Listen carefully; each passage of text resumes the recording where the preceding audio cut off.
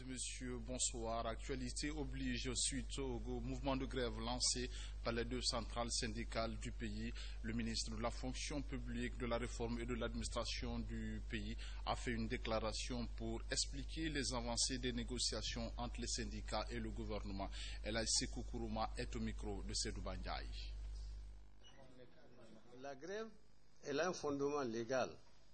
Notre constitution la reconnaît et le statut général de la fonction publique à travers la loi 028 reconnaît aussi le droit de grève et le droit de créer des organisations syndicales. Alors, mais lorsque le droit de grève doit s'exercer dans les conditions légales et réglementaires prévues, alors en corollaire, il y a la liberté de travail. Le droit de travail va parallèlement avec la liberté de travail. C'est-à-dire que si la grève est décrétée, ceux qui veulent aller en grève, ils ont le choix, ils vont en grève, ils restent à la maison, ils interrompent le travail, mais ceux qui ne veulent pas s'inscrire dans la logique de la grève ont aussi le droit et la liberté de se présenter à leur poste de travail pour continuer à travailler pour produire des biens et services. Et entre le droit de grève et la liberté de travail, il y a un principe fondamental du service public. C'est le principe de la continuité du service public.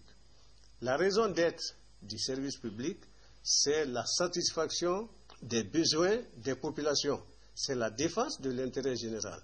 Donc, lorsqu'il y a grève, il y a un minimum de services qu'on doit réserver, qu'on doit observer pour que les populations ne soient pas freinées dans la production des biens et des services.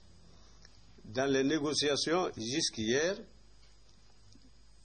le syndicat, après, avait renoncé à 300%, ce n'était pas raisonnable, ils l'ont dit. Il s'était campé à 125%, pour être réaliste. Nous avons démontré par A plus B qu'il n'y a pas la possibilité que l'État puisse prendre ça. Ils en sont venus à 50%.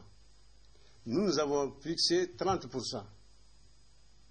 On a négocié. Après, nous avons bougé pour venir à 35%. On leur a proposé cette offre. Ils sont allés se concerter. Ils ont rejeté.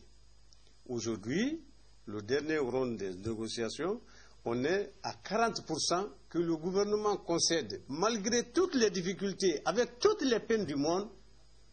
Alors le gouvernement concède cela aux fonctionnaires pour que l'année 2015 soit une année de trêve. Image de l'actualité nationale dans le cadre de la sensibilisation contre le virus Ebola. La coordination de riposte à Ebola vient de confectionner 150 000 exemplaires de boîtes à images. Ces outils sont souvent utilisés en période d'épidémie pour une meilleure compréhension de la maladie par les populations. Au même moment, l'entreprise EcoBetap offre 5 000 litres de carburant à la coordination de riposte à Ebola. Mamadi Terna Kamisoko nous fait le point. C'est un support qui vient galvaniser les équipes de sensibilisation sur le front contre Ebola. 150 000 exemplaires de boîtes à images sont confectionnés pour véhiculer des messages sur les symptômes de la maladie, ses modes de transmission et de prévention. Il s'agit là d'un outil couramment utilisé dans les programmes de santé, surtout en période d'épidémie. C'est un outil de sensibilisation qui est adapté justement à l'accès à tous les villages. Parce que, comme vous l'avez vu, une boîte à images, c'est des images simples. Il n'y a pas besoin de technologie moderne. Il faut juste quelqu'un qui soit un bon sensibilisateur. Et les images doivent parler d'elles-mêmes. Comme ça, les gens se reconnaissent dans ces images. Cette œuvre est du génie créateur du journaliste satirique Oscar. Et pour faciliter la mobilité des agents qui seront déployés sur le terrain, la société EcoBetap offre 5 000 litres de gasoil à la coordination nationale de lutte contre Ebola. En tant que patriote citoyen guinéen, également nous avons pris un engagement des chefs de l'État que nous allons faire notre contribution. C'est ce qui nous a poussé de venir respecter notre engagement. Cette donation vient à point nommé parce que nous devons lancer notre programme d'Ebola 0 en 60 jours dans les 48 heures. Nos équipes seront sur le terrain Nous voulons tout renforcer pour que la descente en termes d'incidence de cette maladie dans notre pays qui a commencé au mois de décembre puisse être accélérée. La courbe des infections à l'épidémie d'Ebola dans le pays est à la baisse ces derniers temps. Avec ces deux gestes, un nouvel espoir s'ouvre aux Guinéens contre la maladie.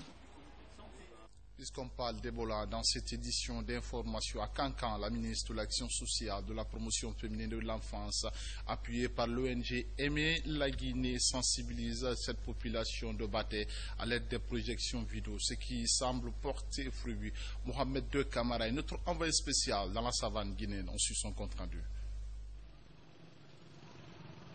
0 cas d'Ebola après 60 jours, c'est la nouvelle volonté affichée par les autorités du pays. À Kankan, la ministre de l'Action sociale engage la vitesse supérieure des séances de sensibilisation appuyées par des projections vidéo montrant les méfaits de la maladie font croire aux derniers réticents que l'Ebola qui a tué 17 personnes à Kankan est une réalité. Si on peut faire une projection comme ça pour toute la population, une fois voir vaut mieux que d'entendre 1000 fois. Il est question de démultiplier les informations qu'on a eues aujourd'hui. Les gens ont compris que c'est une maladie qu'on peut vaincre avec l'information. On a beaucoup de chance maintenant pour qu'on ne dise plus que la maladie n'existe pas. Grâce à l'implication des autorités locales et les partenaires, les zones de réticence qui rendaient parfois le travail difficile sur le terrain semblent inexistantes à Kankan. Nous avons été aujourd'hui encore très sensibles à cette mission de Madame la ministre des Affaires sociales, parce qu'elle a touché un aspect qui était ignoré par les populations. Tous ceux qui étaient dans la salle ont compris réellement qu'est-ce que c'est que ce virus et comment il faut faire pour l'éradiquer, comment il faut faire pour s'en préserver. Nous avons associé la population est engagée, elle a bien compris, elle a su que nous ne sommes pas là contre elle, nous sommes là plutôt pour elle, donc elle ne fait que nous appuyer, nous assister. La faible Ebola sera vaincue en Guinée. Ici à Kankan, 142 contacts sont régulièrement suivis, comme dans cette famille qui a bénéficié d'une assistance alimentaire du PAM en vue de bien passer les 21 jours de quarantaine. Et puis avec cette session de formation d'une trentaine d'officiers d'administration des unités de la capitale en gestion des services publics, c'est une initiative du Centre de perfectionnement administratif du ministère de la fonction publique. Un reportage caporal-chef Marcel Massadounou. Ces officiers sont des militaires expérimentés dans l'administration. À travers cette formation, ils reçoivent des connaissances axées sur le droit des services publics afin de renforcer leurs capacités opérationnelles. Je pense avoir eu un plus dans ma profession de militaire, mais le droit des services publics en Guinée, cours qui m'a été ici dispensé, me permettront à coup sûr désormais de bien tenir mon administration en tant que secrétaire général d'abord. Ensuite, je pense que je pourrais éventuellement faire un meilleur rendement. Au cours de la formation, ces cadres de l'administration militaire et civile ont échangé sur les règles de droit et les principes de fonctionnement des services publics dans les différentes institutions du pays. L'armée est une composante essentielle dans la réforme qui fait un service public non marchand et un service public capital. Il était bon dans ce cadre qu'on échange dans le cadre du droit des services publics pour qu'on puisse savoir est-ce que dans l'administration militaire, la loi 029 est respectée et aussi discuter avec l'armée sur la possibilité de modifier cette loi. Donc l'objectif de la formation, c'est de renforcer les capacités des militaires pour les permettre d'assumer avec beaucoup plus d'efficacité, beaucoup plus d'efficience les missions qui sont les leurs. Cette session de formation va permettre désormais à ces officiers d'être mieux outillés dans la gestion du service public des armées en vue d'éviter les fautes administratives éventuelles. La problématique de l'emploi jeune, on en parle encore dans cette édition d'information. Certains jeunes de la capitale à la recherche de l'emploi font le racoleur dans les différentes gares routières du pays. Reportage Nafissatou Bangoura rendu en studio par Mawata Kamara. Ils sont nombreux les jeunes de la capitale devenus racoleurs dans les gares routières de Conakry. À travers cette activité, ces jeunes subviennent à leurs besoins. Cependant, ils sont exposés à d'énormes difficultés. On n'a pas le choix. Il faut qu'on fasse ce travail pour subvenir à nos besoins. Malgré les problèmes rencontrés par ces jeunes au niveau des points d'embarquement, leur apport est apprécié par certains chauffeurs et passagers. Quand on stationne sur les plaques, ils appellent les passagers pour charger nos véhicules. C'est important pour nous.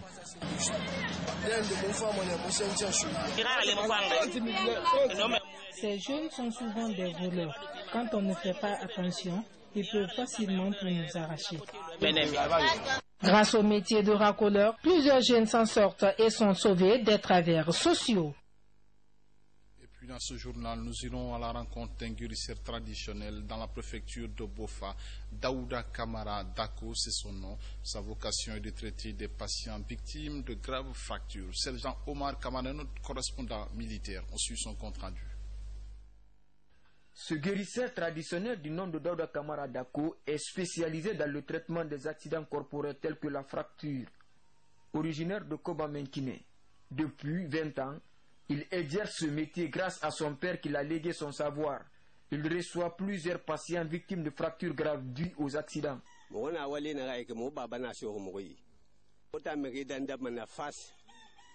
J'ai hérité ce travail à travers mon père.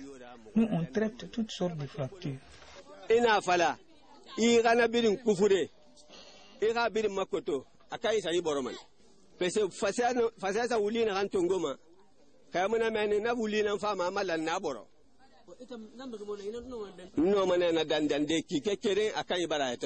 Ce tradithérapeute ne travaille pas seul. Avec ses 3 apprentis, il parvient à sauver la vie de plusieurs personnes. Des patients témoignent. Je suis là, je suis en bonne santé pour le moment. J'étais venu ici, je ne pourrais pas me déplacer. J'ai fait 1 semaine assis en place. Même pour uriner, je faisais en place. Mais aujourd'hui, alhamdoulilah, parce que je sors, je peux quitter jusqu'à Sougoubouni. J'ai envoyé 4 personnes qui ont été traitées ici. Je demande à l'État de lui secourir. Il fait beaucoup de choses pour nous. Aujourd'hui, malgré son savoir-faire, Daouda Kamara Dako sollicite l'appui du gouvernement et des personnes de bonne volonté pour l'amélioration de ses conditions de travail à travers la construction des maisons d'accueil et l'acquisition de vivres pour les patients. Sport football pour boucler cette édition d'information. Le CID national de Guinée poursuit son regroupement à Conakry. L'équipe au grand complet, à l'exception de 2 joueurs, s'est entraînée ce matin au stade du 28 septembre. Des séances d'entraînement ouvertes au public avant le départ pour Casablanca. Kabafoudé, notre spécialiste maison. À moins de 2 semaines de coup d'envoi de la 30e édition de la Coupe d'Afrique des Nations, le CID national de Guinée, qualifié pour la compétition, a poursuivi ce mardi sa préparation à Conakry. Sur les 23 joueurs convoqués, 21 sont aujourd'hui en place. Abdourazaki Kamara, en retard pour des raisons de famille, et Guy Michel Landel, appelé à la dernière minute pour remplacer Bounassar, sont attendus ce soir à Conakry. La séance d'entraînement de ce matin a donné lieu à une forte mobilisation des supporters et sur le terrain. Les joueurs en sont conscients. Déjà là, on est content de pouvoir s'entraîner, même si c'est qu'un seul jour ici en Guinée, parce que ça fait longtemps qu'ils nous ont pas vus. Et je pense qu'ils sont contents de nous voir après cette qualification et avant la CAN pour partager des moments avec eux. On a vu, ils sont venus nombreux et ils ont de la ferveur. Donc nous, on va aller à la Coupe d'Afrique pour essayer de faire une très bonne Coupe d'Afrique et aller le plus loin possible. 4e séance d'entraînement en 2 jours de préparation. L'échéance de ce mardi était consacrée à des exercices légers, la récupération et la conservation de ballon. Le tout associé à l'utilisation rationnelle du terrain. Après l'évaluation, l'entraîneur dresse le bilan. On essaie d'alterner, on est sur une dominante athlétique dans cette semaine-là. On essaie de faire ça avec ballon le plus possible. On a eu des séquences de courses entre hier. Considérée comme la première phase de préparation, l'étape de Conakry sera couronnée par celle de Casablanca qui commence dès mercredi. Une source de motivation pour les joueurs comme Kevin Constant qui, après moult tractations, veut désormais tourner la sombre page de l'histoire. Non, ça fait longtemps, c'est vrai que ça faisait longtemps que je n'étais pas revenu en Guinée. Donc c'est vrai que pour moi c'est pas mal d'émotions, ça me fait vraiment plaisir d'être là aujourd'hui, de voir toujours autant de supporters du Sili. Et voilà, tout simplement, c'est quelque chose d'important pour moi. Des nouvelles rassurantes, mais pas plus totalement car à l'infirmerie, il y a quelques patients, même si leurs pathologies ne remettent pas en cause leur participation à la CAN. Il n'y a pas de grandes blessures.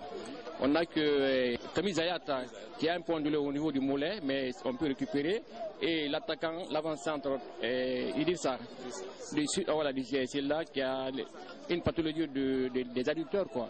Mais c'est des maladies qu'on peut récupérer, qui ne peuvent pas les empêcher à évoluer, quoi, dans le futur.